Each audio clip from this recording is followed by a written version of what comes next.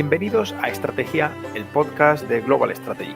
Soy Alberto Bueno y hoy vamos a analizar en nuestro episodio un tema de profundidad analítica, alejado de los asuntos de actualidad, pero fundamental para su investigación, para su estudio, para su análisis. Hoy vamos a hablar de juegos profesionales para el análisis y la docencia en estudios estratégicos.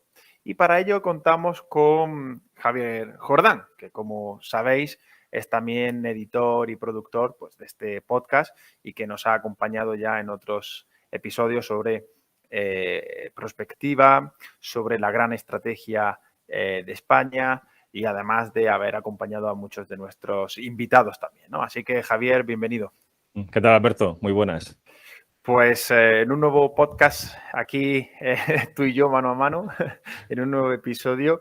Y bueno, yo creo que como otras veces, buen momento para agradecer también, ¿no? a quienes nos escuchan por el enorme éxito, en fin, ese crecimiento, vamos a templar, ese éxito en estas meses y semanas, ¿no? Que creo que bueno, que se agradece, ¿no? Sin lugar a dudas.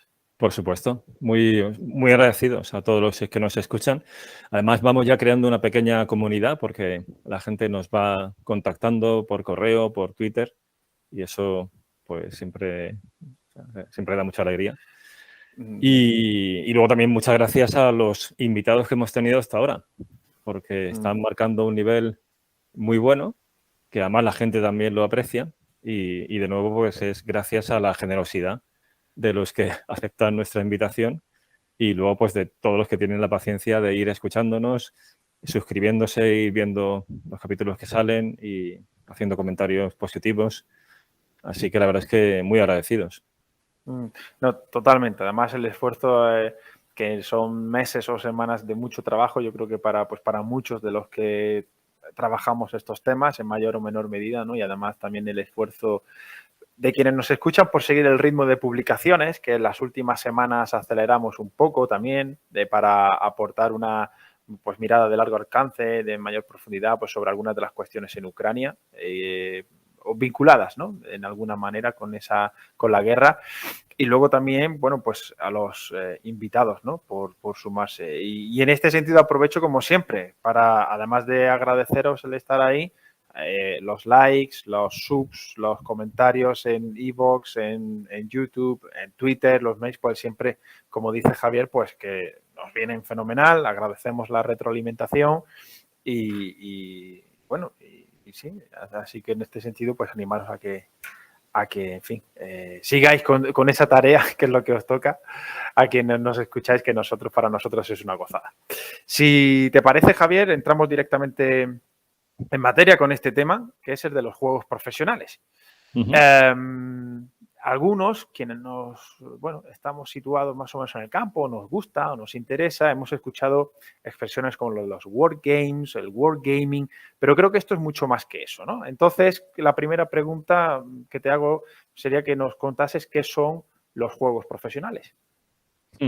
Muy bien, pues empezamos. A ver, empezamos por cómo encuadramos este episodio dentro de los temas que vamos trabajando en Global Strategy y también de qué no vamos a hablar. Entonces, esto entraría en la categoría de análisis y estrategia, tanto de la página web, que ahí tenemos pues, mucho material publicado, como de otros podcasts que hemos ido ya grabando sobre esta cuestión y otros que están por venir muy, muy interesantes. De invitados que ya hemos ido hablando y que se han prestado y que yo creo que van a gustar. Entonces, Javier, perdona, solo para quien quizás no todavía conozca la web, en Global Strategy, arriba están los diferentes, digamos, grandes líneas de trabajo, análisis y estrategia, estudios globales, política de defensa, etcétera, ¿vale? Pues ahí podéis encontrar todos estos contenidos y en particular el primero, que es el que menciona Javier, de análisis y estrategia en global-strategy.org. Perdona, Javier, nada. Por si había alguien que no conozca, por si hay alguien que no conozca la web de nuestra publicación. Fenomenal. Pues, entonces lo que vamos a ver es esa dimensión profesional de los juegos. Por tanto, no vamos a hablar de wargames en general, porque sobre eso ya hay otros podcasts que se dedican exclusivamente, por ejemplo, el de Territorio Grosvenor, en el que participa Albert Alegre, al que le estoy muy agradecido porque este es un wargamer profesional que me ha sugerido juegos para la docencia y que tiene una visión mucho más profunda de estas cuestiones. También para la dimensión histórica, por ejemplo, Albert Alegre tiene participaciones en el podcast de la Biblioteca Perdida, de modo que quien quiera profundizar en el mundo de los wargames, lo que vamos a ver aquí es la dimensión analítica y docente de esos wargames, pero no vamos a entrar propiamente en el catálogo, ¿no? De, qué tipos de wargames hay en la actualidad y cómo han ido evolucionando y toda esa cuestión o la mecánica interna, sino el para qué sirven y luego también pues qué limitaciones pueden tener, ¿no? Para que las expectativas se ajusten a la realidad. Pero, en efecto, lo suyo es empezar de entrada con qué son los wargames. Y ahí yo creo que esto nos va a dar juego porque hay muchas cosas que comentar al respecto. De entrada, una idea es que este es un tema que se presta a ser profesional, porque, porque está constatado, es decir, que vemos en estudios avanzados de política internacional, por ejemplo, la Johns Hopkins University, que emplean este tipo de juegos. El departamento de War Studies del King's College es famoso por emplear los juegos de guerra. La RAND Corporation ha tenido un papel importantísimo en el propio desarrollo de los juegos de guerra con cuestiones que han ido luego al ámbito del hobby. Por ejemplo, los famosos hexágonos de los wargames. Esa es una idea que se toma de los juegos profesionales de la RAND, porque son ellos los que primero lo implementan. Entonces, es decir, que esto tiene una dimensión profesional y aquí es donde vamos a incidir. Pero como vamos a ver, la barrera entre el juego profesional y el juego de afición muchas veces es un tanto borrosa y hay intercambio. Y eso también es, desde mi punto de vista, fascinante. O sea, muy, muy atractivo porque, en fin, sí. Yo creo que ahí... Es decir, que el Risk es apasionante, pero hay diferencias con respecto a los juegos profesionales, ¿no? Para que nos entendamos. Sí, bueno, aparte de que el Risk es un juego muy divertido, sí. Pero ya sería una categoría muy de iniciación a los juegos de guerra. Aquí cuando hablamos de board game ya nos referimos a esos board games tipo, no sé, el Next Board Poland, que tú y yo tuvimos experiencia con él a la hora de intentar introducirlo en el aula, cosa en la que nos estrellamos, luego comentaremos por qué, aunque buscamos vías alternativas, ¿no? Y, o sea, juegos ya un poco más elaborados, que son también los que se emplean en este ámbito profesional. Entonces, pues sí, si quieres empezamos por eso, qué son los board games, o sea, perdón, qué son los juegos profesionales y qué relación tiene esto con los board games. Y aquí la primera idea es que cuando hablamos de juegos para los estudios estratégicos, porque de eso va este episodio, o sea, del empleo de juegos para el análisis estratégico o la docencia en estudios estratégicos, ciertamente en muchos casos van a ser juegos que se desarrollan en un contexto bélico, con lo cual se puede llamar un juego de guerra o un board game, utilizando un anglicismo que se ha popularizado también en español, pero no necesariamente tiene que ser un contexto bélico. Por ejemplo, como anexo a este episodio, vamos a explicar cómo funciona un Matrix Game, que es un tipo muy peculiar de juego con una orientación fácilmente profesional, y ese va a ser un Matrix Game sobre zona gris. De modo que ahí no sería propiamente un board game, pero sí que sería un juego estratégico de utilidad para este tipo de estudios. Por lo tanto, es verdad que como atajo coloquial sirve el hablar de juegos de guerra o board games, pero no necesariamente tiene que estar ligado a la guerra. Puede ser fenómenos parecidos de política internacional, pues eso, en zona gris, por debajo del umbral de la guerra. Pueden ser juegos de planeamiento de defensa. Por ejemplo, War on the Rocks participó hace unos meses en uno de estos juegos en planificación de defensa y hace una semana publicaban los resultados. Y bueno, pues en ese sentido son útiles, pero no son necesariamente juegos bélicos. Entonces, de entrada, vamos a dar alguna definición, que eso siempre ayuda. Sí, definición tal cual, la voy a leer, que es la definición que da el Departamento de Defensa de Estados Unidos sobre qué es un board game. ¿Vale? Pero ya digo que ahora esto lo vamos a ensanchar para contextos no bélicos. Ellos definen, el Departamento de Defensa de Estados Unidos, define un board game como la representación de un conflicto o de una competición en un entorno artificial donde se toman decisiones y se responden a las consecuencias de esas decisiones. Bien, con lo cual ahí tenemos ya una serie de elementos que ahora voy a ir desarrollando, pero de entrada tenemos la modelización de un problema. Y esta palabra va a aparecer mucho, es decir, tenemos una síntesis de la realidad, que es ese escenario, con unos actores, y donde se plantea un problema competitivo. Y luego tenemos actores que van tomando decisiones en ese contexto, que tratan de implementar estrategias, que desarrollan cursos de acción vinculados a esas estrategias y lo hacen con el fin de mejorar su posición. O sea, son acciones estratégicas y competitivas. Bien, viendo esta primera idea sobre qué es un juego, ahora ya voy a utilizar en general el término juego, vemos que esto va mucho más allá de pasar un buen rato.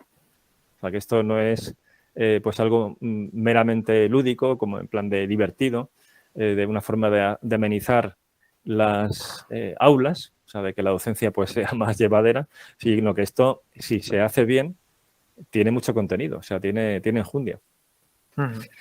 Pero para que realmente podamos hablar de un juego profesional, o sea, que esto sea de utilidad para ese análisis estratégico o para la perspectiva, hay dos condiciones que, aparte de lo que acabo de comentar, es decir, que al final sea esa interacción de varios actores en un contexto ficticio, pero que puede estar muy inspirado en la realidad y con el fin de mejorar su posición.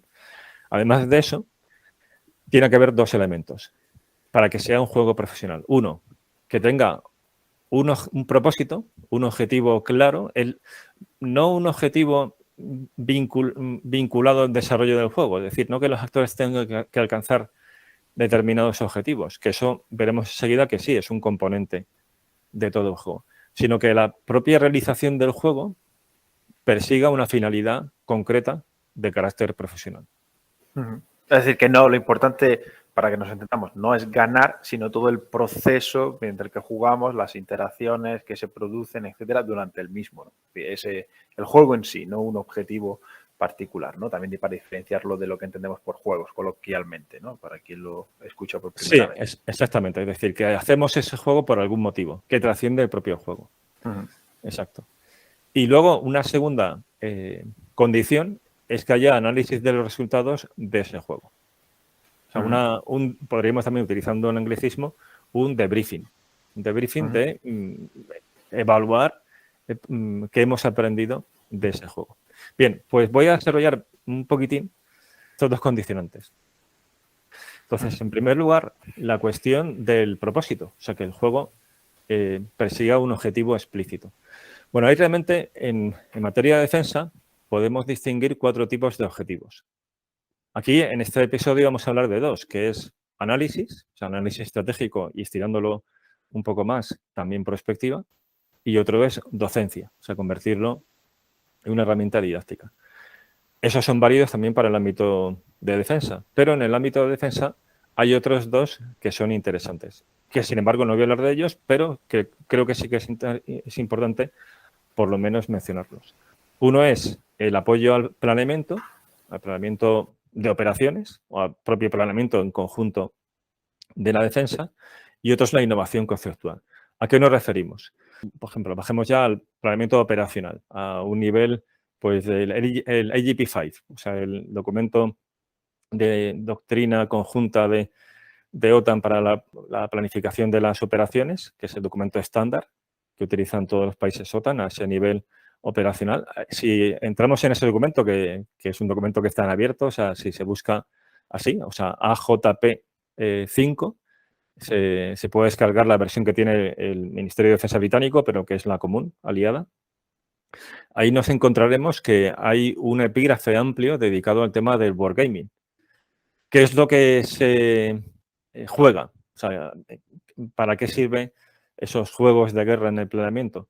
Pues evaluar los diversos cursos de acción que se pueden perseguir, o sea, o que se proponen como hipótesis, para luego seleccionar algunos de ellos y introducirlo en ese planeamiento. Son las famosas COAs, COAs de las iniciales en inglés de curso de acción. O sea, toda COA pues tiene que ser wargameado, podríamos decir, para ver las implicaciones que puede tener ese curso de acción. O sea, los puntos débiles, los puntos fuertes, las consecuencias no queridas. Ahora después entraremos en la cuestión de la diferencia entre exploración y experimentación. Pero es de una forma controlada y que permite la iteración y sobre todo sencilla, fácil de hacer sin poner los medios en el terreno, sin poner también toda la carne en el asador, es decir, el simular de manera imperfecta, porque al final todo el juego es una representación imperfecta de la realidad, pero mejor eso que una mera suposición, un mero seminario para ver si ese COA es correcto o no. Pues lo suyo es hacer un wargaming al respecto. Por ejemplo, cuando se diseñó la operación Tormenta del Desierto, esto ha pasado a la historia porque fue la primera vez que se emplearon ya en masa ordenadores para evaluar cientos de COAs, pues fue lo que se hizo. O sea, el tema del wargaming viene muy de antes y luego mencionaremos ejemplos de la Segunda Guerra Mundial. Pero en la tormenta, o sea, previamente a la Tormenta del Desierto, gracias a los ordenadores se pudo ya simular muchas veces los diversos COAs para ir filtrando y seleccionando los óptimos. Bueno, pues esa sería una herramienta de apoyo a la planificación. Sí, ibas a... No. Era solo asentimiento. Vale. Porque siguiéndote, sí. Perfecto. Favor, sí. Tú, cualquier duda que tengas, No, por ahora creo que estas diferencias de los objetivos, los dos más restringidos, mejor dicho, que podamos aplicar en nuestro ámbito y aquellos que defensa entienden, creo que los estamos situando bien. Así que nada, continúa, Javier. Pues la siguiente finalidad que podrían perseguir, o sea, lo que estamos viendo es eso, que para que sea un juego profesional debe perseguir un objetivo y en el ámbito de defensa esos objetivos son análisis, docencia, planeamiento o lo que vamos a ver a continuación, que es la innovación conceptual. Aquí, antes de nada, hay que recordar en qué consiste un concepto militar. Un concepto es una respuesta a un problema militar. Es una hipótesis de solución a ese problema. Y esto, por ejemplo, es lo que hace en España el Centro Conjunto de Desarrollo de Conceptos, que está integrado en el Estado Mayor de la Defensa. Pues ellos desarrollan conceptos. Y, de hecho, hace un tiempo participé en uno de estos conceptos y luego, para evaluar el concepto, insisto, de forma limitada, porque es a través de algo que no representa exactamente la realidad, no es un experimento científico, hicimos un wargaming vinculado a ese concepto. Bueno, pues esa es la segunda finalidad, es decir, tenemos una hipótesis de solución, pues vamos a simularla a través de un wargame, o sea, a través de un juego que represente una situación parecida y que mediante, por ejemplo, pues el empleo de tecnologías innovadoras y del uso, que también puede ser innovador, de tecnologías o bien nuevas o bien ya conocidas, pero de una forma distinta, vamos a ver si eso resuelve el problema militar. Vale, pues esa sería una opción alternativa para darle finalidad a habilidad de objetivo de los wargames, de los juegos en el ámbito de defensa. De acuerdo.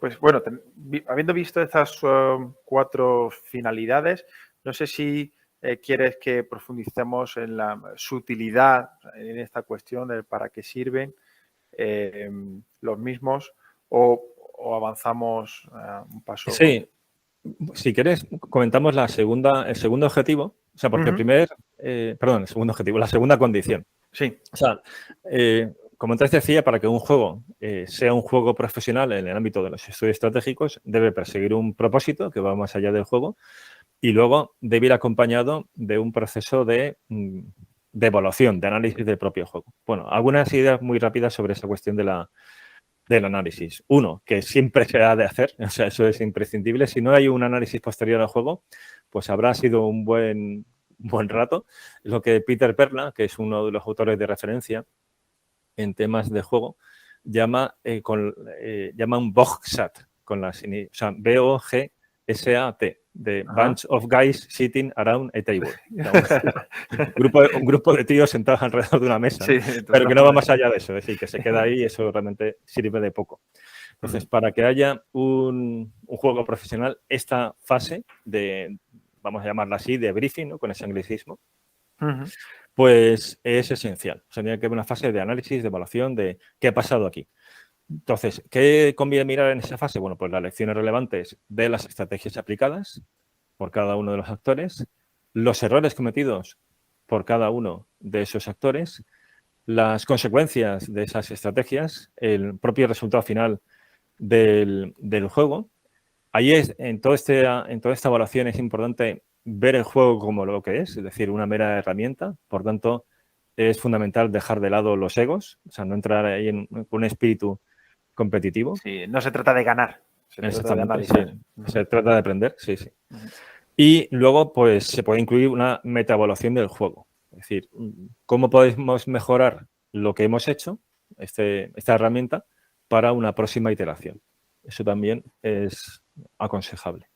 Entonces, si tenemos estos dos elementos, por un lado, un objetivo para realizar el juego y dos, un análisis posterior del juego, bien, ahí ya tenemos posibilidades de que sea lo que hayamos hecho, a ver, esto que se entienda bien, ahora voy a elaborarlo un poco más, ese juego, aunque sea un juego de mesa, y eso va a salir también, es decir, a veces se pueden emplear juegos de mesa con cierta complejidad como herramienta didáctica de conceptos complejos de estudios estratégicos, y si he tenido estos dos elementos, hay bastantes posibilidades de que eso ya sirva, porque estos dos elementos de un propósito y de una evaluación posterior le dan ya el empaque suficiente, o sea, ayudan a que sea esa herramienta o bien de análisis o bien de aprendizaje. No obstante, evidentemente luego el juego se ha de diseñar bien, es decir, al final lo que hay entre medias, el propio juego, es esencial, son muy relevantes. Bien, entonces... Sí, no, sigue, sí, Javier. Bien, entonces, esto, como digo, lo convertiría en un juego profesional. Pero aquí hay una labor también importante de marketing.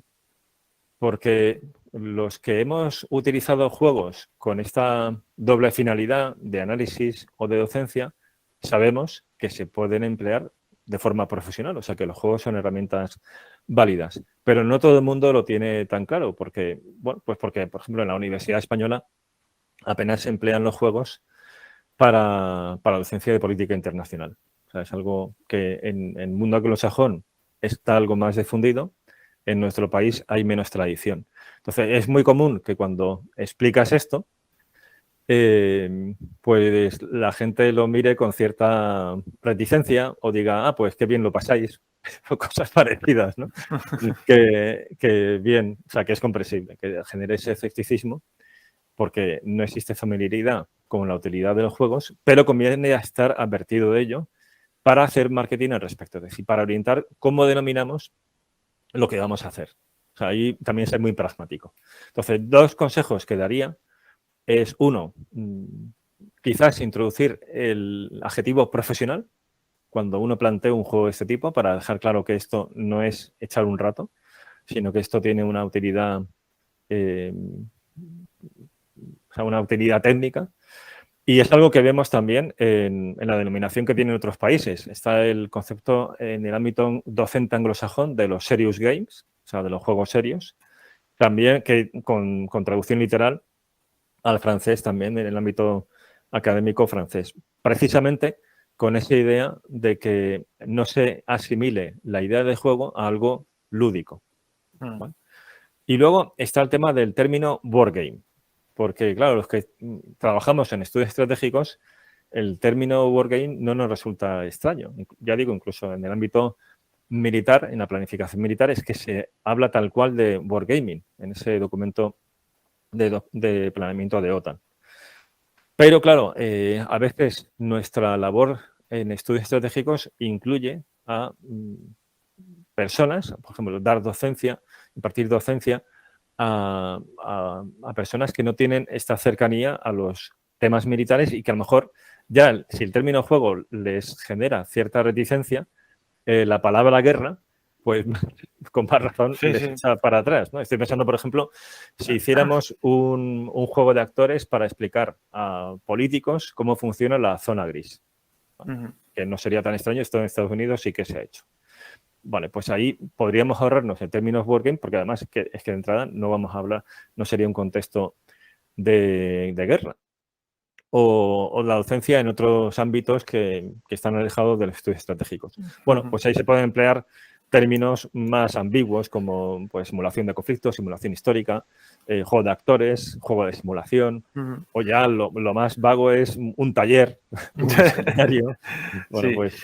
Pero fíjate que leyendo algún texto sobre, pues sobre juegos profesionales, sí leía precisamente sobre esta reticencia que algunos analistas puedan tener, incluso prejuicio, asimilando que quienes hacen wargames son casi promotores de la guerra, ¿no? Tienen ese sesgo favorable al conflicto y que eso, es decir, que los términos importan, aunque solo sean para vencer las reticencias iniciales por desconocimiento o por no estar familiarizado con estas técnicas, ¿no? Con estas herramientas. Sí, por eso digo que hay que ser muy pragmáticos y no perderse, creo yo, en la cuestión de los términos si no es necesario. Es decir, tampoco se trata aquí de esconder nada, o sea, porque es que no, creo que ya hemos ido dejando claro en los diversos episodios que la guerra es algo muy terrible. Además, ahora cuando grabamos esto estamos en mitad de la guerra de Ucrania, que es un auténtico desastre y una tragedia humana. O sea, la guerra no es algo trivial en absoluto. Y a la vez los estudios estratégicos pues tienen que estudiar el fenómeno de la guerra con el fin de que no se produzcan las guerras, desde una perspectiva realista, no desde una perspectiva idealista de que ojalá no se dieran.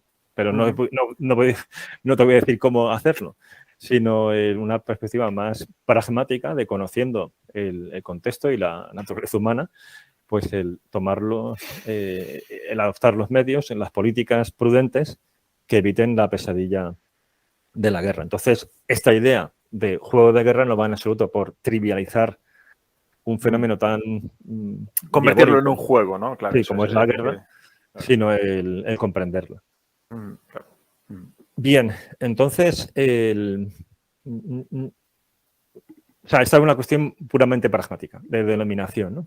Y esto también es importante porque, como antes decía, a veces la barrera entre el juego lúdico y el juego profesional, no en cuanto a la herramienta, sino al juego en sí, es decir, a la caja, con el tablero, las fichas y todo eso, a veces la barrera es borrosa porque incluso directamente no existe en cuanto al juego per se. Es decir, que hay ciertos juegos que se puede comprar en una tienda y que la gente que dedica muchas horas a los board games, pues lo hace por mera afición, de una forma lúdica, pero que ese mismo juego se puede convertir en una herramienta como estamos comentando ahora mismo. De hecho, no es infrecuente que los que dirigen juegos, mucho más todavía los que diseñan juegos en el ámbito profesional, luego en el ámbito personal sean wargamers, o sea, sean personas que les gusta el tema de los juegos y por eso lo conozcan y cultiven esa afición. Antes mencionaba a Peter Perna, que ya digo es uno de los autores de referencia. Bueno, pues él, aparte de haber dirigido muchos juegos, de tener un libro que luego en la bibliografía podemos mencionar sobre el arte del wargaming, él pues ha trabajado como analista en la US Navy y actualmente pues trabaja en una consultora privada que asesora al Departamento de Defensa. Otro ejemplo también muy conocido es el de James Dunnigan, que es la gran referencia del mundo del wargaming lúdico, que en los años 80 recibió el encargo por Andrew Marshall, que este es muy conocido en el ámbito de los estudios estratégicos, el director de la Office of Net Assessment, de la ONA, del Departamento de Defensa norteamericano, o sea, ese think tank interno del Pentágono, para que diseñase el juego Strategic Analysis Simulation. y se lo pidió a una persona que no venía del ámbito militar, donde también se emplean este tipo de simulaciones, pero bueno, ya a gran escala, sino que él, por las experiencias que había tenido que no le habían satisfecho de los juegos extraídos del propio Pentágono, vio que era más fácil tirar del mundo civil para hacer un juego, bueno, pues más asequible, pero al mismo tiempo serio y válido, y que le diera resultados interesantes a la propia oficina de Net Assessment. Con lo cual ahí vemos que tanto el juego como las personas muchas veces tienen un pie en el ámbito profesional y en el ámbito lúdico.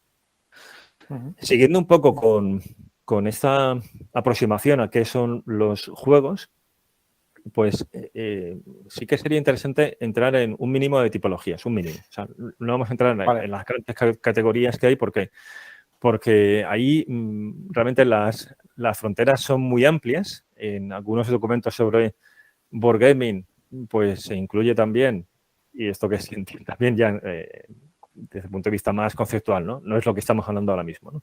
Pues incluso el paintball, la representación histórica y tal, pues sería algún tipo de juego. En un libro que tiene Martin Van Crevel, que es otra referencia de historia militar, un profesor de la Universidad Hebrea de Jerusalén, ya profesor jubilado hace años, pero que es una referencia en nuestro campo. Él tiene un libro que es exclusivamente sobre la historia de los board games. O sea, de nuevo, otro input de que este es un tema serio.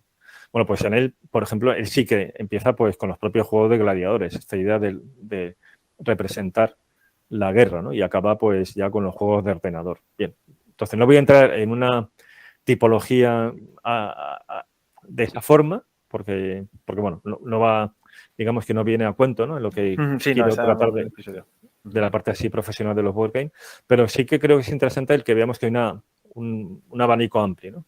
Entonces, 3 criterios para clasificar los juegos, o sea, o 3 parámetros en los que podemos ver diferencias entre unos juegos y otros, sería uno. El primer parámetro sería el contexto y alcance de la realidad simulada, con lo cual tendríamos juegos que van desde el nivel político-estratégico hasta el nivel más táctico.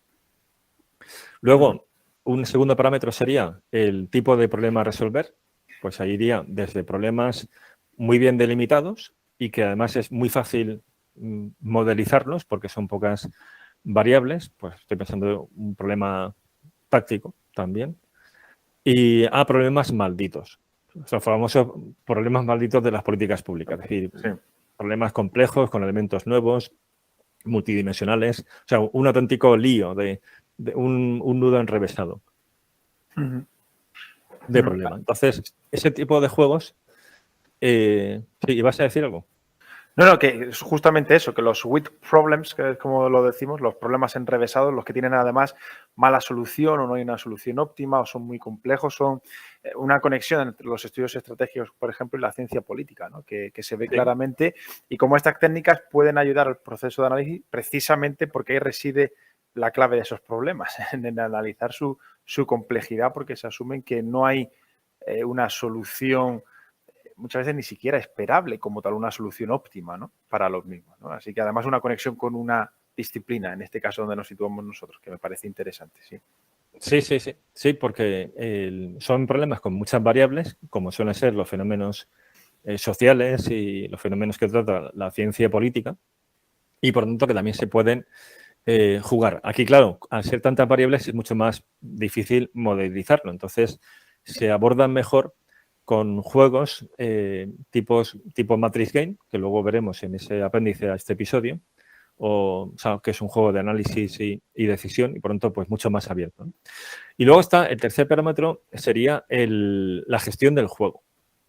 La gestión del juego aquí hace referencia a cómo se regula el juego, que iría desde reglas muy rígidas, que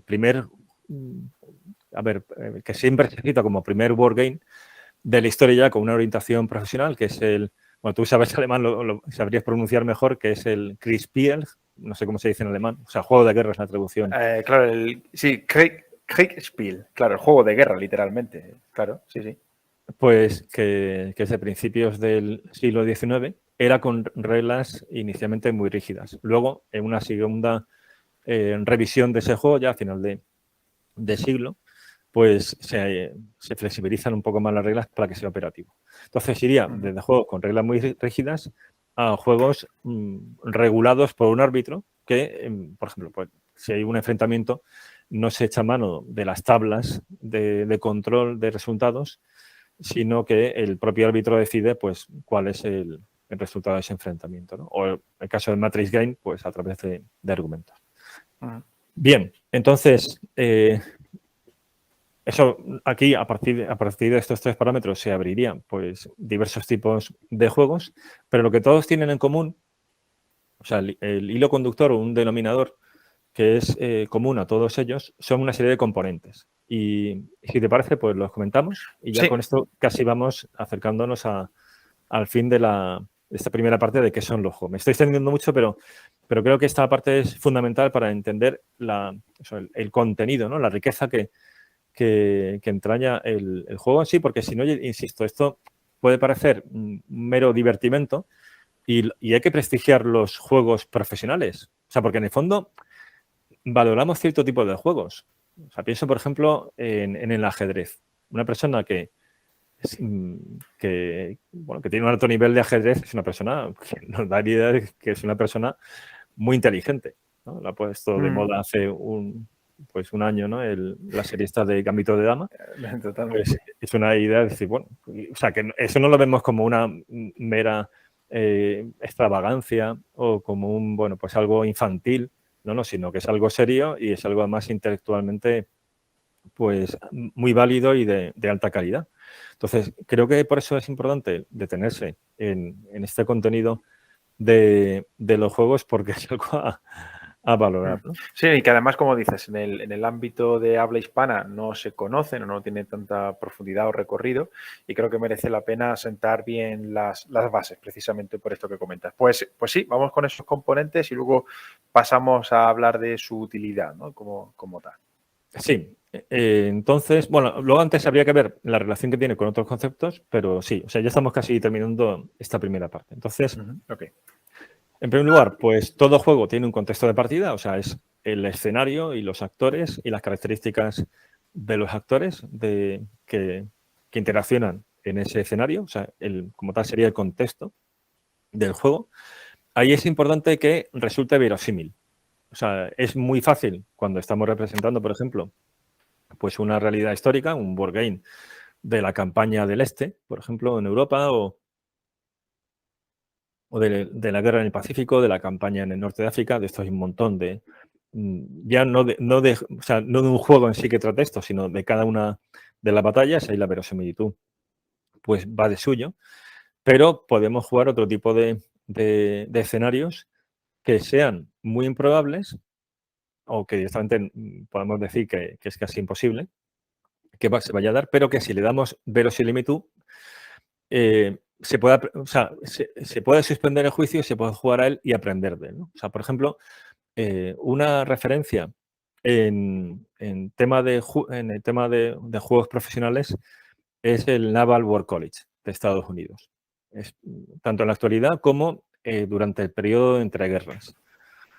Porque ellos fueron de los primeros que incorporaron esos wargames que habían sido desarrollados en el ámbito alemán, con todo ese prestigio que tenía el ejército alemán a finales del siglo XIX. Ellos lo incorporan y llega a su momento de eclosión, de apogeo, en el periodo de entreguerras. Bueno, pues en ese periodo, si bien es verdad, y luego lo mencionaré, que se adiestran mucho, o sea, simulan mucho una guerra contra Japón, también simulan un enfrentamiento entre la US Navy y la Royal Navy, que de entrada puede parecer altamente improbable, pero que ellos consideraban interesante porque era una forma de afilarse contra el que en ese momento era el mejor. Es decir, imaginemos que tenemos que enfrentarnos a un adversario muy superior, como era la Royal Navy en aquel momento. ¿Cómo lo haríamos? Bueno, por eso la cuestión de suspender el juicio es importante. Y esto lo subrayo por lo siguiente, porque cuando se va a participar en un juego profesional es importante entender que esto es una herramienta, que es una representación imperfecta de la realidad y nunca luchar contra el juego, ¿vale? Porque esto es a veces algo que ocurre. Hay que, siempre que... ¿Esto a qué se refiere esto de luchar contra el juego? Pues empezar a decir, no, es que esto no puede ocurrir. O sea, rebatir el escenario y nada más empezar. ¿Vale? Eso a veces lo he visto. Sí, sí. Y es como si, no sé, vas a ver pues la serie La Guerra de los Mundos y hay alguien al lado que dice, pero qué tontería si no existen los extraterrestres. Y dice, ya, sí, pero es que esto es una serie. No, vamos a suspender el juicio. Esto al final, en cierta manera, se relaciona cuando... Claro. Claro. Esto se relaciona, ¿no? En cierta manera, cuando también con otras técnicas o herramientas, digamos, ese es o bien sesgos de confirmación, o bien la reticencia a pensar un poco fuera de la caja, etcétera, ¿no? Se nos ponen como barreras para desarrollar la propia herramienta que muchas veces juega con probabilidades bajas, ¿no? Con escenarios por definición de incertidumbre o sea, entiendo ahí que hay un paralelismo, ¿no? También en cuanto a nuestros propios sesgos, ¿no? Como tal. Sí, o sea, a veces sí, porque en efecto hay que estar abierto a que, a ver, pueden pasar muchas cosas. La cuestión es que luego también seamos capaces de darle plausibilidad, pero que lo que importa en el juego es el proceso. Muchas veces el escenario pues es algo que se esfuerza un poco, que evidentemente tiene que tener cierta verosimilitud. O sea, uno puede ver una película eso de la típica invasión extraterrestre y suspender el juicio porque eso, vale, si está bien planteado es verosímil. Otra cosa es que los extraterrestres lleguen a la Tierra en buques de navíos de línea del siglo XVIII. Ya entraríamos en el mundo surrealista onírico, ¿no? Es decir, ya ahí cuesta mucho más suspender el juicio. O sea, el escenario debe estar bien construido, ¿no? Pero no se trata de vamos a hacer un experimento, insisto, de la realidad, que esto no va de experimentar, esto va de explorar. Entonces, vamos a plantear un tipo de escenario. A lo mejor la realidad luego no se da de esta forma, pero se da de una forma más o menos parecida.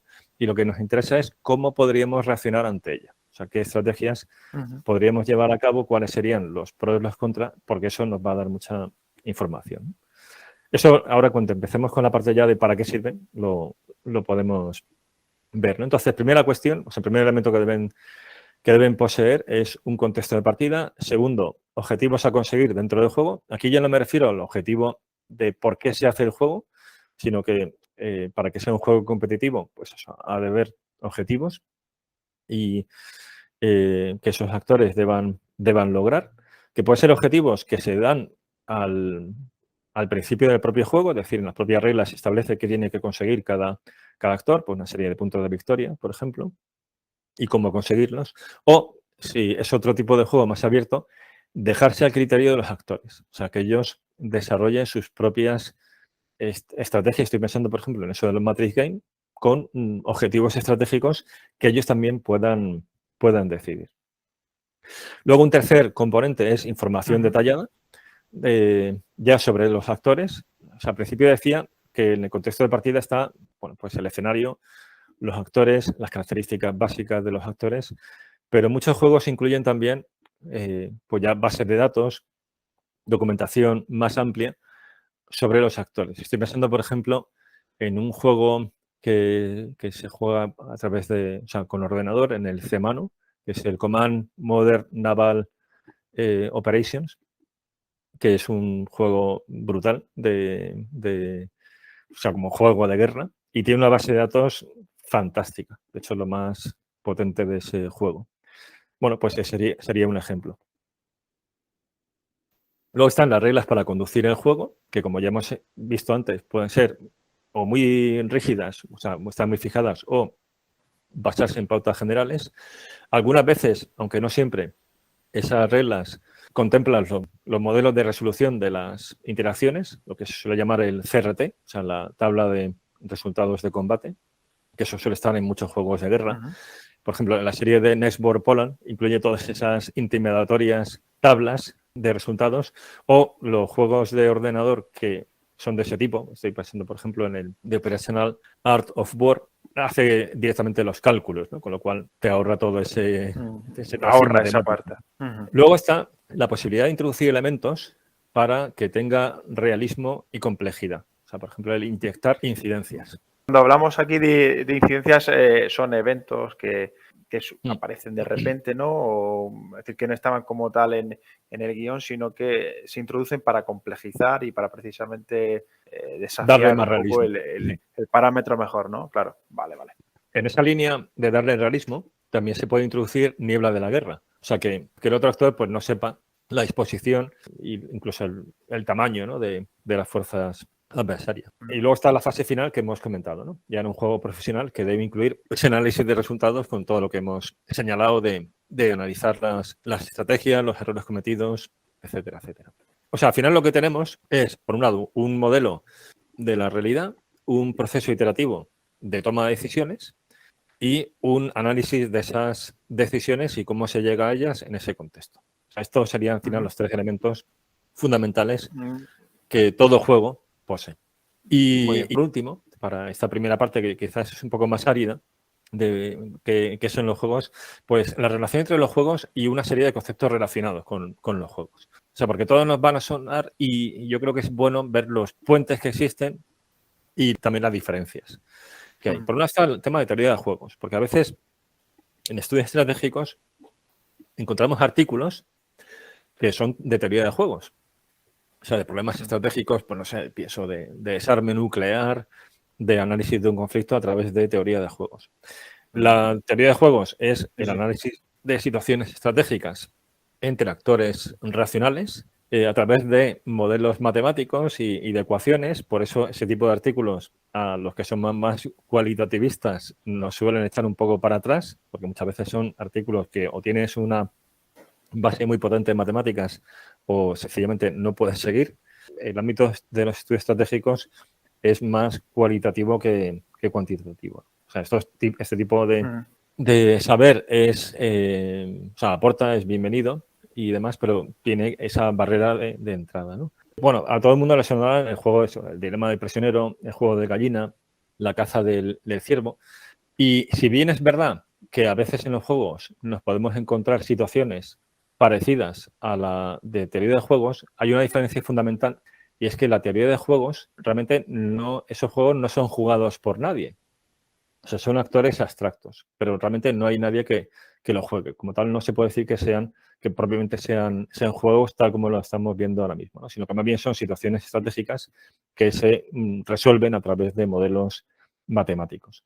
Los juegos que estamos viendo son más cualitativos y persiguen pues una exploración de la realidad más heurística, más creativa, con un pensamiento lateral, más que el modelizar a través de una fórmula matemática esa realidad.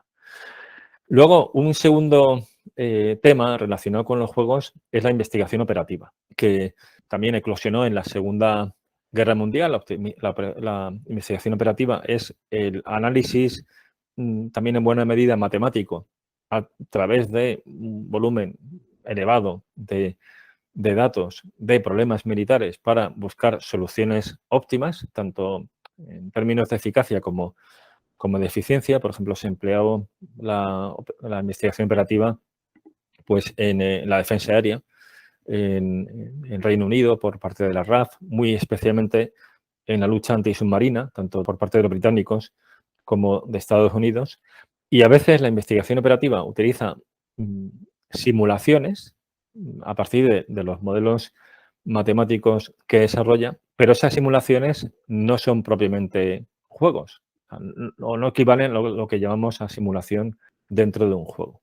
Entonces, de nuevo, aquí hay cierta relación, porque si antes decimos que en la teoría de juegos nos podemos encontrar situaciones dentro de un juego, igual que en la realidad, que respondan a una situación tipo dilema de prisionero, por ejemplo, en la Primera Guerra Mundial, cuando el frente se estabilizó, en algunos lugares concretos hay testimonios de los que estaban allí de que no se atacaban mutuamente.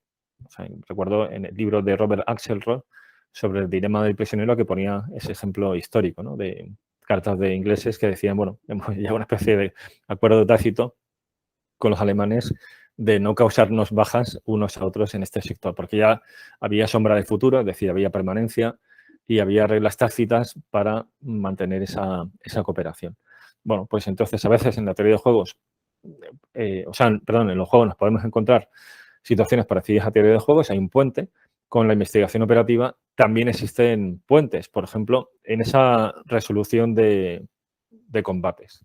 Estoy pensando, por ejemplo, en juegos como el CMANO, como el Command Modern Air Naval Operations, que utiliza elementos de investigación operativa, o, por ejemplo, el PK, el Probability of Kill, de los sistemas de armas, de un misil AMRAAM, por ejemplo, lanzado por un Eurofighter. Bueno, pues eso son inputs que se reciben dentro del juego a través de la investigación operativa.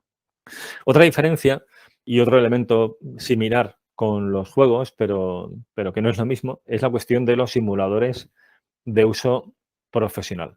Por ejemplo, simuladores de aviones de combate, de helicópteros, que se emplean tanto profesionalmente, están los simuladores, pues los que construye, por ejemplo, Airbus y que además Indra en España, pues juega un papel importantísimo en el desarrollo de esos simuladores, como luego simuladores que son muy sofisticados, pero también de empleo por el usuario común, o sea, no militar. Estoy pensando, por ejemplo, en el DCS, ¿no? El Digital Combat Simulator, que si uno entra en la página web es también impresionante, o el Steel Beast, que es de carros de combate, que es un juego más bien de aficionados, pero que también se puede emplear profesionalmente y de hecho en España también el ejército los emplea.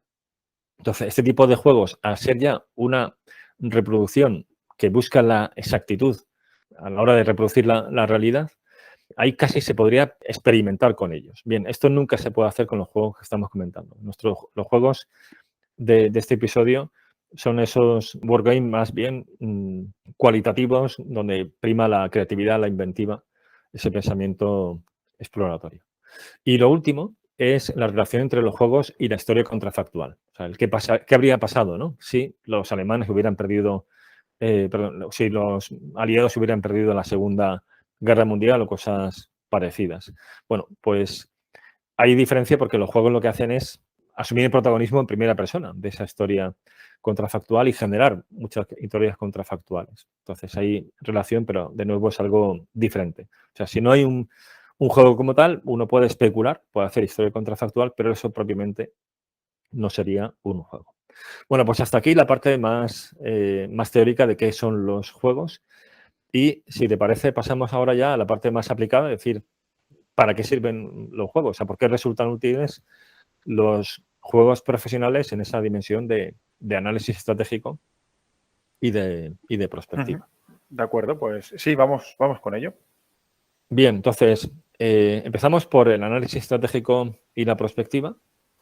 Y hay una primera aportación que hacen los juegos, es que modelizan la realidad, como antes decía. Al final los juegos ayudan a comprender sistemas complejos adaptativos. Es una síntesis de la realidad, de las variables explicativas de ese asunto que estamos estudiando, de ese objeto de estudio, de los actores que participan en él. Y además analizamos esa realidad no como lo hacemos con otras técnicas analíticas estructuradas. Estoy pensando en un PESTEM, que también busca las variables desde una perspectiva multidimensional, el habitual análisis estratégico de ver aquí quién es quién, o también, por ejemplo, la matriz de impactos cruzados, sino que aquí modelizamos, es decir, identificamos una serie de variables, pero le damos dinamicidad, le damos motricidad a ese sistema. Es decir, tenemos una situación de partida y nos preguntamos cómo puede evolucionar esto. Una manera es hacerlo especulativamente, un seminario de expertos, preguntando cómo piensan que eso puede evolucionar. Y la otra opción, y esto es lo que aportan los juegos, es asumir el rol de esos actores en ese contexto, con esas variables condicionantes, y empezar a moverse, es decir, empezar a tomar decisiones y a reaccionar esas decisiones. Bien, esto, insisto, no es una experimentación de la realidad, o sea, los resultados de ese ejercicio dinámico no van a tener validez empírica, es decir, esto es lo que va a ocurrir, pero sí es una herramienta de exploración de cómo se puede mover, cómo puede cambiar la morfología de ese sistema. Por eso Thomas Schelling, que es otro autor de referencia, además este sí que, por ejemplo, aquí este autor ha empleado tanto juegos como estamos utilizando nosotros como teoría de juegos, y de hecho es premio Nobel con esos trabajos de análisis de estrategias, pues él dice que este tipo de juegos, o sea, lo que estamos viendo en el episodio, son óptimos para estudiar las interacciones entre distintos centros de decisión. O sea, desde esa perspectiva, pues nos dan una luz que es más difícil que nos proporcione un mero seminario de expertos preguntando a esas personas que saben mucho sobre ese fenómeno cómo puede evolucionar. Es más interesante además poner a esos expertos que saben de esa realidad a asumir el rol de esos actores. Una segunda aportación desde el punto de vista también del análisis estratégico y ahora ya, sobre todo, de la prospectiva, es que gracias a esa motricidad que tienen los juegos, cuando el juego se pone en marcha, empieza a generar escenarios plausibles. Y eso es importantísimo, porque es que son escenarios que, insisto, tienen plausibilidad, es decir, sabemos cómo se llega a ese escenario. O sea, el juego nos está contando las variables causales que están detrás de ese escenario, porque le está dando forma conforme se está desarrollando. De modo que aquí tenemos otra forma de llegar a escenarios que pueden ser muy laterales, incluso muy contraintuitivos, y que a lo mejor con un ejercicio de escenarios al uso, y de eso tenemos ya muchas cosas publicadas en la página de Global Strategy, tanto en escrito como en una clase grabada de cómo construir escenarios, ¿vale? Ahí está la técnica canónica de construcción de escenarios, pero otra forma de hacerlo es a través de un juego y no es incompatible, o sea, es algo complementario, porque eso nos permite representar, visualizar, crear escenarios que con la técnica anterior, con la técnica canónica, igual no se nos ocurría, porque empiezan a ocurrir cosas que se desarrollan dentro del propio juego, ¿no? Bueno, hay un ejemplo histórico muy interesante que se ha comentado mucho sobre él, pero quizás no se ha ido siempre al fondo de la cuestión, que es el famoso juego de guerra que jugó la flota, o sea, el cuartel general de la flota combinada japonesa en la primavera de 1942, sobre la operación que iba a llevar a cabo contra Midway, ¿no? Para ocupar Midway. Bueno, pues es conocido este episodio. En nuestro podcast amigo Histocast lo cuenta también muy bien. Pues cómo se libra ese juego a bordo del Yamato y bueno, pues también las trampas al solitario que se hicieron ellos mismos. Es algo que se ha criticado mucho, ¿no? Al contaminante Uaki, que era el director del juego, como pues cuando están librando el juego, pues la aviación que está basada en Midway hunde 2 de los portaaviones. Y bueno, pues aquello se da como no válido y al día siguiente, en la otra iteración, o sea, continuando con el juego, esos portaaviones reaparecen mágicamente, ¿no? Eso se criticó mucho y es una crítica válida, ¿no? Aunque ahora veremos los matices. Sin embargo, lo más interesante de ese juego, esto por ejemplo, sí que lo comentan en el episodio de Histocast y también lo recoge Fuchida, que es el autor de un libro de ediciones Salamina, donde se detalla toda la batalla de Midway y en concreto esto se analiza en particular. Lo más interesante de ese juego no fue tanto las trampas que se hicieron con eso de que los portaaviones te los habían hundido y vas y los reflotas, como que de repente aparece una flota de portaaviones americanos. Eso se planteó en el juego. Y de hecho, el propio director del juego, el contaminante Uaki, dijo que, vale, que eso era plausible. Entonces le preguntaron al almirante Nagumo, que era el comandante de la Kido Butai, o sea, de la fuerza de portaaviones japonesa, cómo respondería ante esa situación. Y lo cierto es que le pillaron, o sea, no dio una respuesta convincente. El problema es que ese escenario que se había planteado ahí, luego se dio una realidad, pero con posterioridad al juego, es decir, en ese análisis que se tiene que hacer de todo el juego, no se notó como una eventualidad que podía ocurrir y no se planificó adecuadamente.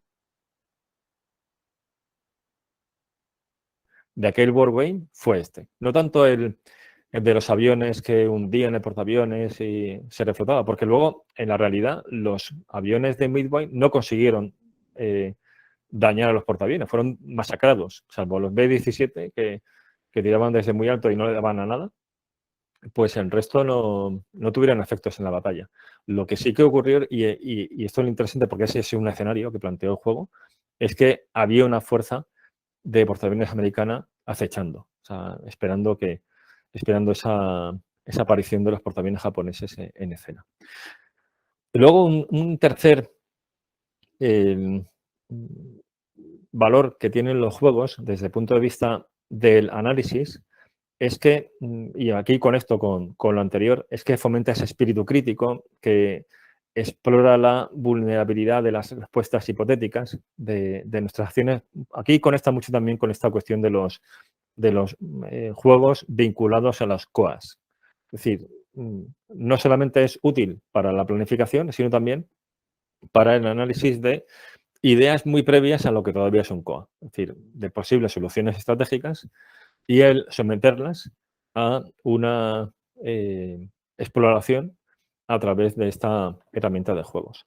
Bueno, en ese sentido, a la hora de ver los escenarios que puede crear un juego, o sea, seguimos ahí por tanto con la perspectiva, son famosas las palabras, también controvertidas, del almirante Chester Nimitz, concretamente en octubre de 1960, en una conferencia que dio en el Naval War College de Estados Unidos, donde dijo que gracias a esas múltiples iteraciones de los juegos en el periodo de entreguerras, no había habido nada que durante la campaña, o sea, durante la guerra en el Pacífico de la Segunda Guerra Mundial le sorprendiera a la US Navy, salvo los kamikazes.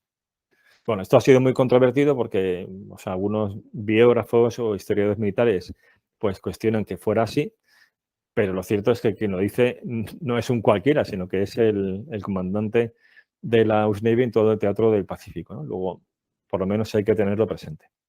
Claro, para que los juegos sean válidos desde esa perspectiva de exploración de determinadas estrategias o con ese carácter prospectivo, es importante a su vez que los juegos se jueguen limpiamente y con esa apertura mental que tú comentabas, ¿no? O sea, que los sesgos de confirmación no maten los escenarios que se empiecen a abrir a raíz de la dinamicidad del juego.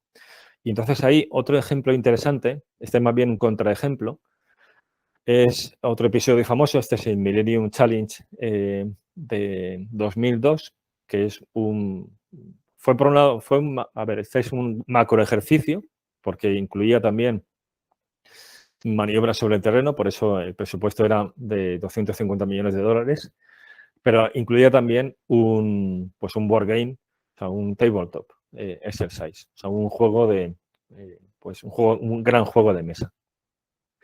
Y ese juego ha pasado a la historia porque se lo encargaron al teniente general de los marines, Paul von Ripper, ya en su momento estaba retirado, pero era una persona pues muy creativa, muy de pensamiento lateral, entonces lo vieron interesante como director del equipo rojo en ese juego. Y él planteó en un escenario de guerra en Oriente Medio, además si vemos el año 2002, o sea, no mucho antes de la guerra de Irak, aunque aquí el escenario era más bien contra Irán, y él planteó un escenario donde los iraníes pues se comunicaban a través de correos humanos, es decir, evitaban dar el orden de batalla electrónico de su fuerza, asumían que iban a perder el mando y control más convencional al poco de empezar la guerra y al mismo tiempo llevaban a cabo tácticas muy descentralizadas, no solamente en ese mando y control, sino en la acción contra la flota norteamericana, ¿no? Con ataques con lanchas suicidas, misiles de crucero. El resultado es que al final los norteamericanos perdían varios buques, incluso portaaviones, y salían diezmados de ese ejercicio. En este caso se reflotó toda la flota norteamericana, o sea, se invalidó la jugada de Von Ripper y se obligó a jugar al equipo rojo con las reglas más convencionales. Bueno, esto al final se filtró y generó una polémica bastante prolongada y ha pasado a la historia como un ejercicio de un escenario que no tiene por qué tener esa validez empírica, o sea, una guerra podría luego ser muy diferente, pero se mató el pensar fuera de la caja sobre la posibilidad de que la US Navy fuera recibida por un enjambre de lanchas suicidas o de una salva de misiles de crucero nada más empezar la batalla. Bien, Ujú. pues y con esto tendríamos, digamos, las aportaciones de los juegos para el análisis estratégico y la perspectiva. O sea, que podríamos resumir en que modelizan la realidad y además permiten observar cómo se comporta de una manera dinámica y a partir de ahí pues construye escenarios y fomenta el pensamiento creativo y crítico a partir de esos escenarios. Ujú. Muy bien. Entonces, hemos visto la utilidad de los juegos desde el punto de vista analítico y vamos a ver ahora pues, la utilidad que tienen desde el punto de vista docente, pero docente de los estudios estratégicos, porque la cuestión de juegos y docencia esto daría para un episodio, entonces voy a limitarme, pero a su vez van a salir ideas, ¿no?, más generales para qué sirven desde la perspectiva de los estudios estratégicos. O sea, de entrada, una primera idea es que los juegos son una herramienta muy buena para fomentar el aprendizaje activo y yo ahí no sé cuál es tu sentir, ¿no?, tu experiencia al respecto, pero yo al menos después de muchos años de docencia en la universidad, cada vez soy más escéptico sobre que todo pivote en torno a la clase llamada clase magistral, ¿no? Porque al final es un aprendizaje muy pasivo, o sea, que es que el alumnado va, escucha, toma notas, llega al examen, vuelca las notas, siguiente tarea. Es verdad que el alumnado a su vez está muy acostumbrado a esto desde el principio. Hay gente que además se siente muy cómoda y yo esto lo evito. O sea, doy el mínimo de clases magistrales y el resto es todo muy, muy teórico-práctico. Es decir, tienen que leer mucho porque al cabo de los años prácticamente, por ejemplo, en la asignatura de política de defensa ya está todo por escrito, de modo que la idea es que ellos por su cuenta lo lean y luego en clase lo aplicamos a través de técnicas analíticas, de juegos que utilizamos en esa asignatura. O sea, que sea todo mucho más práctico, ¿no? Porque eso consigue que la gente se meta ahí de lleno. En general, la gente agradece este tipo de aproximaciones y aprende mucho más y se recuerdan, ¿no? Entonces, tres ideas, ¿no?, sobre cómo, o sea, qué aportan los juegos a la dimensión docente. Entonces, por un lado, los juegos permiten experimentar y aquí es muy importante lo que voy a decir, el sentir. O sea, permiten experimentar una realidad y sentirla.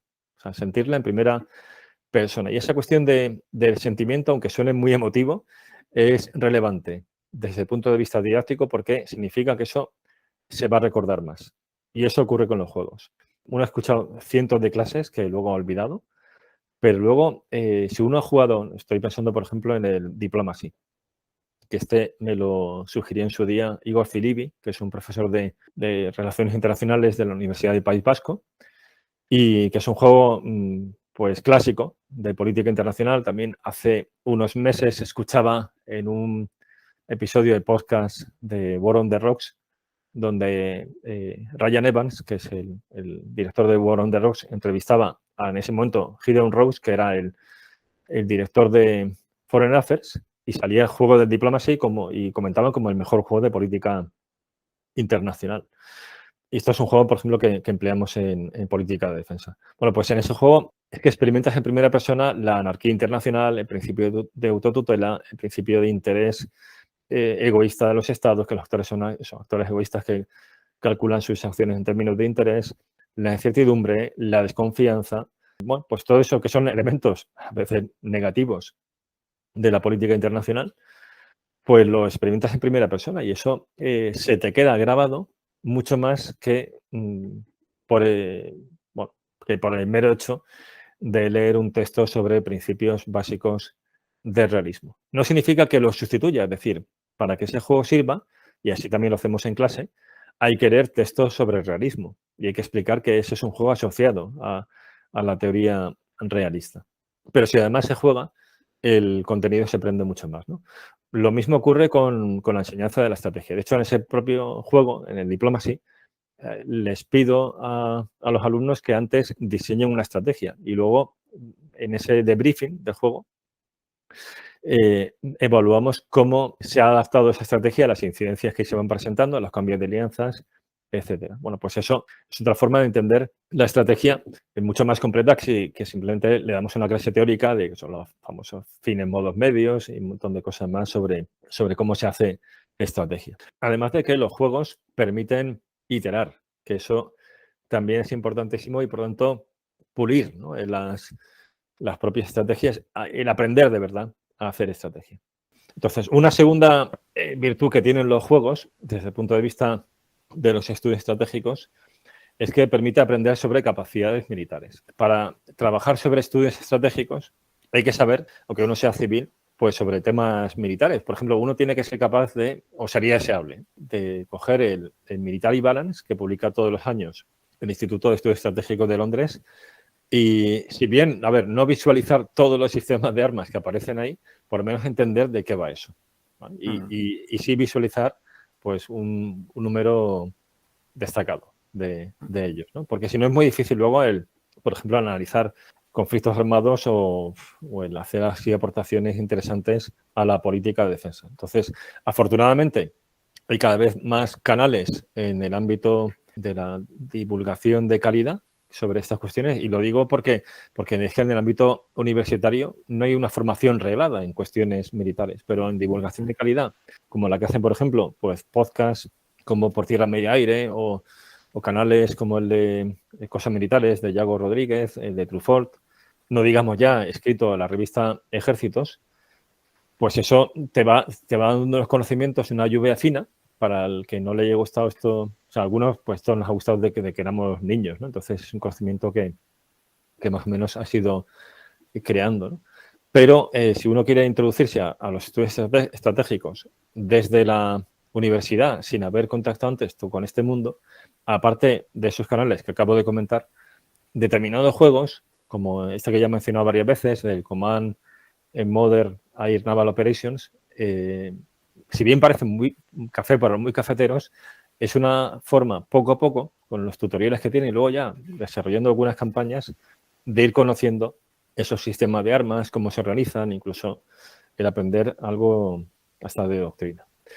Y luego, una tercera ventaja que tienen los juegos desde la perspectiva de los estudios estratégicos es la relación que existe entre los juegos y la historia militar. Y claro, los estudios de la guerra es que son parte de los estudios estratégicos, y como estamos haciendo también en este podcast, es muy importante conocer la historia militar, conocer esos estudios de la guerra, para que nos arrojen luz al presente. Y lo hemos hecho pues con el episodio con Hugo Cañete, por ejemplo, sobre el arte operacional en Europa. Lo hicimos con el de Afganistán, aunque era muy contemporáneo y también casi de política internacional. El que hemos grabado hace poco con Samuel Morales de las Malvinas, eso es. Malvinas. Y de esto van a ir saliendo más, porque es otra de las líneas que queremos ir desarrollando poco a poco, ¿no? Bueno, pues los juegos también son una forma de estudiar historia militar, o sea, insisto, complementaria. O sea, si uno quiere estudiar sobre historia militar, sobre todo ha de leer muchísimo o escuchar clases o bien regladas o bien en YouTube, que hay decenas y muy buenas de historiadores militares. Pues estoy pensando, por ejemplo, en Robert Chitino, bueno, David Glantz tiene también algunas, David Stagel también tiene algunas muy buenas de Segunda Guerra Mundial. Bueno, está ahí también nuestro podcast amigo Histocast, de nuevo, que de cuestiones militares tiene también muy buenos episodios de campañas de Segunda Guerra Mundial, y eso te va dando un bagaje que es muy útil también para analizar el presente. Bueno, pues de forma complementaria, luego el jugar algunos de esos escenarios a través de un board game permite aprovechar esas lecturas, incluso obligarse a ir al detalle de algunas de esas lecturas. Y ahí, por ejemplo, hay autores que a palo seco pueden ser un poco duros. Estoy pensando en el propio David Glantz, que tiene esa cuatrilogía sobre Stalingrado, que es dura para así el público que no le interese mucho la historia operacional, porque ya es un nivel casi táctico, pero que, por ejemplo, ese mismo texto, para reproducirlo en un board game, incluso empleando los órdenes de batalla que nos está proporcionando Maxi Argüelles en nuestra página de Global Strategy, con los órdenes de batalla de la Operación Barbarroja o de Stalingrado, pues es una forma de meterse de lleno ahí y aprender historia militar, aprender sobre doctrina, aprender sobre cuestiones militares. Bien. Y por lo tanto, o sea, que las vías que se abren, o sea, la utilidad que pueden tener los juegos desde el punto de vista docente es muy amplio. Y si te parece, y ya por no alargarnos mucho, porque me estoy yendo mucho del tiempo que había así programado, pasamos ya a los límites. O sea, hemos visto las ventajas, ahora vamos a ver también las limitaciones que tienen. Pues sí, vamos con ellos. Déjame decir que esas dos últimas utilidades que señalabas, yo creo que desde el ámbito universitario docente son particularmente relevantes, porque ayudan a superar algunas de esas barreras que, por ejemplo, en ese episodio 3 de Cultura Estratégica hablábamos, ¿no? Yo creo que eso se agradece o es aún más útil desde esta perspectiva, ¿no? Desde donde hablamos. Entonces, creo que es importante subrayarlo. Y sí, vamos con las limitaciones como último punto. Perfecto. Bueno, pues, a ver, al final todo se puede resumir en lo siguiente, que es que los juegos son, como digo, y he repetido, una imagen imperfecta de la realidad y por tanto hay que verlo como una herramienta de exploración y no como de experimentación. O sea, eso casi podría terminar aquí, pero por elaborarlo un poquitín más lo desarrollo, ¿no? Pero esa es la idea fuerza.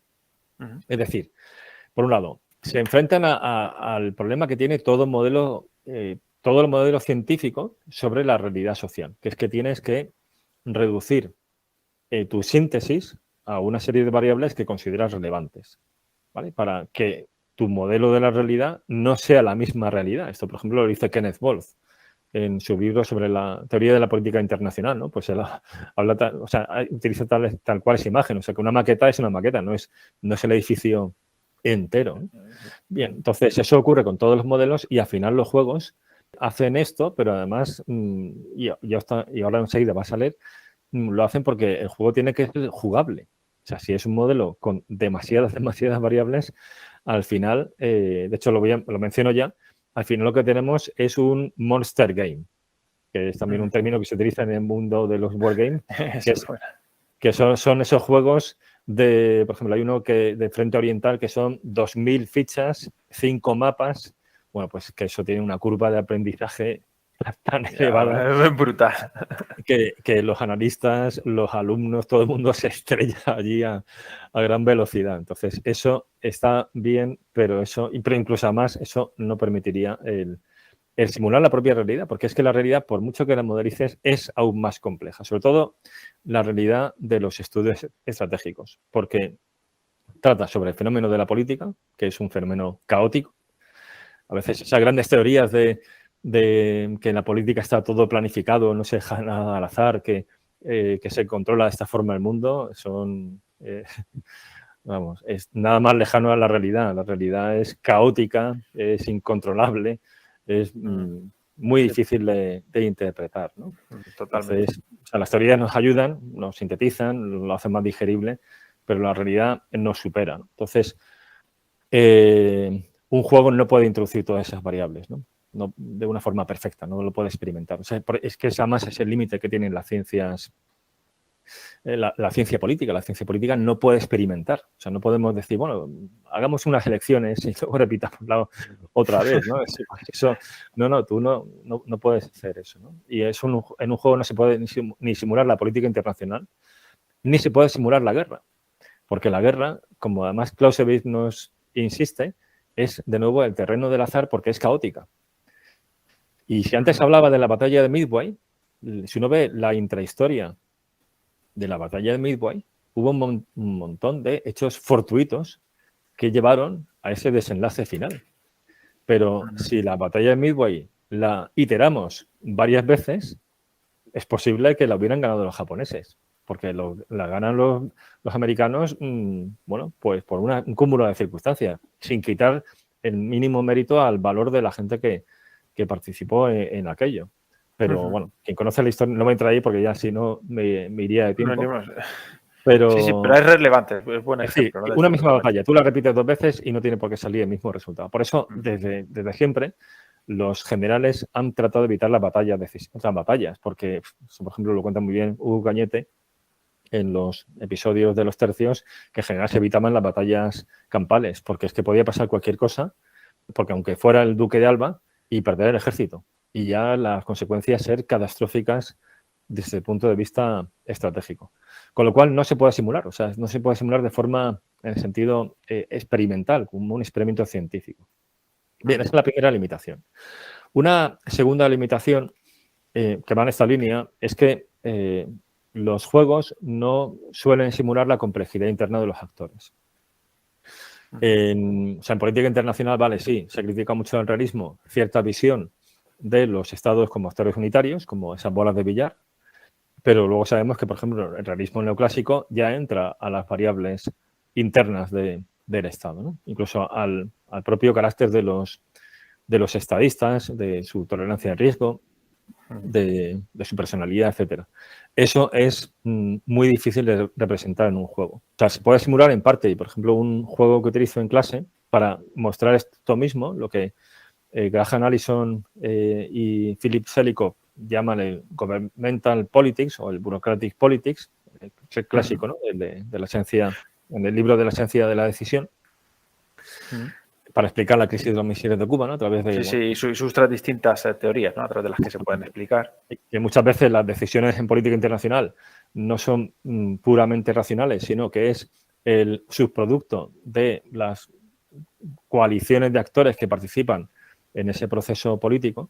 Bueno, por ejemplo, para representar eso, en clase utilizo el juego Twilight Struggle, que es un juego de Guerra Fría, pero le introduzco un poco más de complejidad para que en vez de ser dos actores, sean dos bandos con 4 actores cada uno, donde allí los alumnos se dividen en Casa Blanca, Departamento de Defensa, Departamento de Estado y CIA y su contraparte en el lado soviético, y que las decisiones se tomen de forma competitiva, porque ahí no gana tanto el juego quien gana la Guerra Fría, sino quien gana en las diversas votaciones que hay para tomar decisiones o con cierto tipo de acción.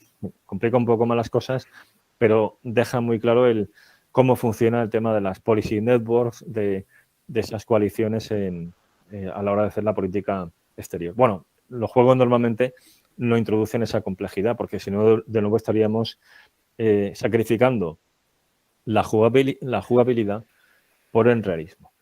Luego, en la misma línea que acabo de comentar está el tema del conocimiento real de los actores que estamos representando. O sea, está siempre orbita sobre nosotros el peligro del sesgo de imagen de espejo. O sea, que nos pongamos en el lugar de Irán o de cualquier otro actor y tomemos decisiones pensando que es lo que harían ellos, pero más bien es lo que haríamos nosotros con nuestros valores, nuestra lógica, nuestra cultura.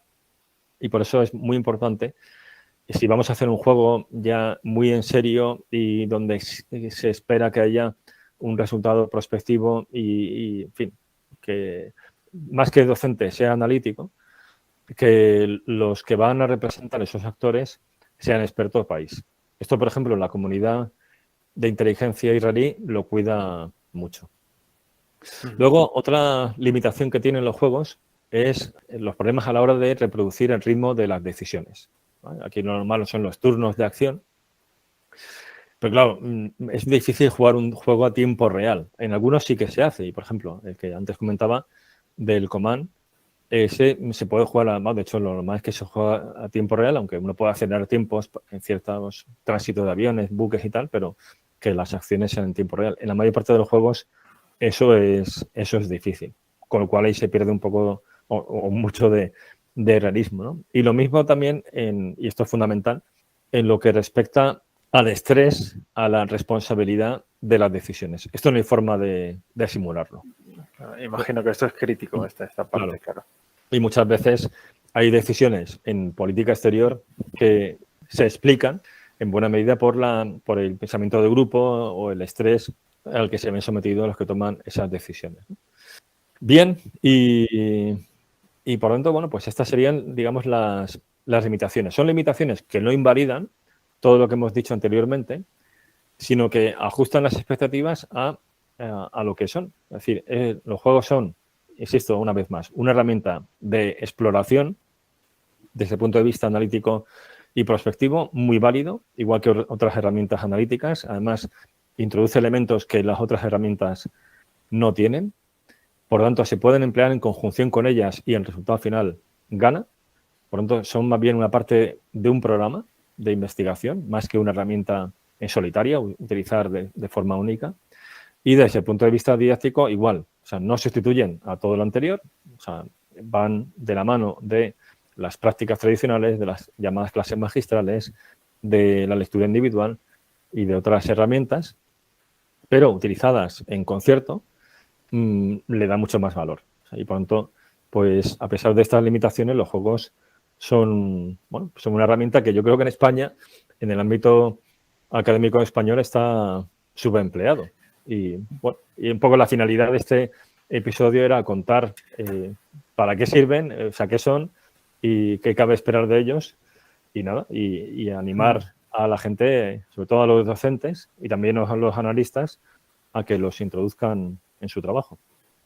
Yo creo que esa doble finalidad o esos dos sectores, ¿no?, que mencionabas, creo que pueden encontrar muy interesante este episodio, tanto para los analistas como para los docentes. Efectivamente, no están, en fin, no han penetrado todavía mucho en la universidad o hay solo, pues algunas iniciativas particulares, como la que, por ejemplo, tú desarrollas en tu asignatura de seguridad y defensa. Así que, pues, Javier, muchas gracias, la verdad, que por esta explicación muy interesante, muy potente. Habrá un apéndice, ¿no? Sí, lo que vamos a hacer, hemos hablado del Matrix Game, que es un tipo de juego que se adapta muy bien tanto a la docencia, porque es un juego que no tiene apenas barrera de entrada en cuanto a reglas, como sobre todo al análisis. Y lo que vamos a hacer es explicarlo en un apéndice aparte, que será solamente un episodio que esté disponible en YouTube. O sea, no va a ser podcast porque voy a hacerlo con presentación de PowerPoint para que se entienda mejor. O sea, va a ser formato clase, aunque lo vamos a hacer tú y yo de forma así dialogada para que sea pues, más digerible, pero solamente va a estar en YouTube. Vale, pues queda ahí poco la invitación y la remisión a YouTube para ese apéndice. También ha habido muchas menciones, referencias a lo largo de tu exposición, pero también habrá un artículo, un Global Strategy Report, en unos días en la web de Global Strategy. Así que ahí se podrá tener acceso a todas estas referencias bibliográficas, a recomendaciones de otros productos, ¿no?, que se han ido mencionando. Así que esa parte también, por si alguien tiene de verdad ya la inquietud, no se ha despertado o quiere avanzar, pues que sepa que va a tener también ese documento. Sí, porque eso que mencionas de la bibliografía es una sugerencia que nos ha llegado de esta comunidad que se va creando de escuchas del podcast, y la verdad es que es una muy buena idea el introducir bibliografía al final. Así que en este episodio en concreto lo que vamos a hacer es remitir a ese texto, porque ese va a tener la bibliografía y aparte desarrolla como tal lo que he contado aquí. Pero ya a partir de ahora lo que vamos a hacer es, en los episodios, al final, abriremos una parte de recomendaciones bibliográficas. Pues para aquellos que quieran ahondar, que ciertamente es una idea magnífica.